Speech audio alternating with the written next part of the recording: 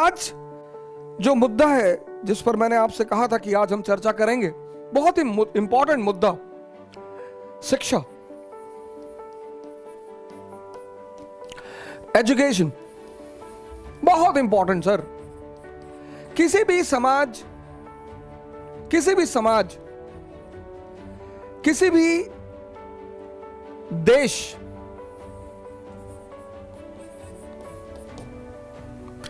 किसी भी समाज और किसी भी देश को अगर ताकतवर बनाना है तो बस उस पे, उसकी शिक्षा पर काम किया जाना चाहिए। किसी भी समाज, किसी भी देश को अगर ताकतवर बनाना है तो उसकी शिक्षा में आमूलचूल परिवर्तन, बृहद परिवर्तन, और अगर शिक्षा पॉजिटिव हो जाए सर, अरे तो कमाल कर दे सर। अगर हमसे पूछा जाए कि तत्कालीन भारत में किस मुद्दे पर सबसे ज्यादा काम किया जाए तो भारत आने वाले 10 सालों में महानता की श्रेणी में आना शुरू हो जाएगा, तो मैं कहूंगा शिक्षा। सर इतनी बड़ी पॉपुलेशन हमारी, 1 बिलियन 50 करोड़। अब आप सोचिए, एक घर में 10 लड़के हैं और 10 के 10 आईएएस,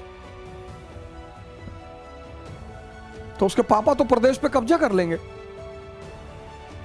जनसंख्या इतनी भी बुरी नहीं है सर।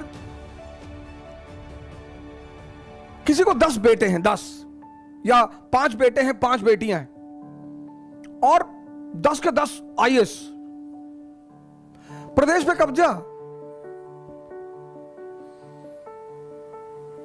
लेकिन अगर 10 बेटे हैं, 10 बच्चे हैं और 10 में एक मोची है, एक नाई है, 8 बेरोजगार हैं, तो वो घर खतरे में है सर।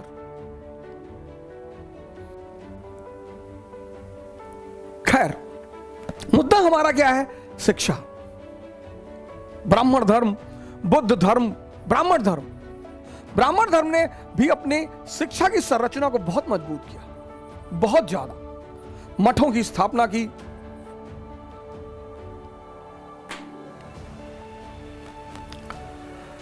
और जब जब ये शिक्षा के स्थल मजबूत रहे, आप देखो 7th सेंचुरी एडी, भारत का इतिहास देखो, 7th सेंचुरी एडी, आप भारत का इतिहास उठाओ, 7th सेंचुरी एडी,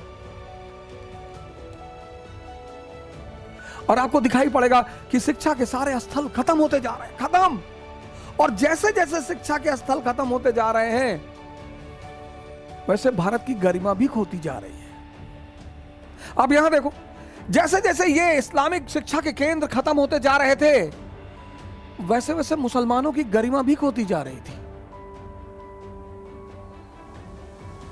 यानी शिक्षा और महानता का कितना गहरा संबंध है। शिक्षा और महानता, किसी भी समाज को, किसी भी राष्ट्र को अगर महान बनाना है, बस एक चीज में परिवर्तन कर दो, शिक्षा में, उसकी महानता को आप रोक नहीं पाओगे, उसकी ग्रेटनेस को आप रोक नहीं पाओगे।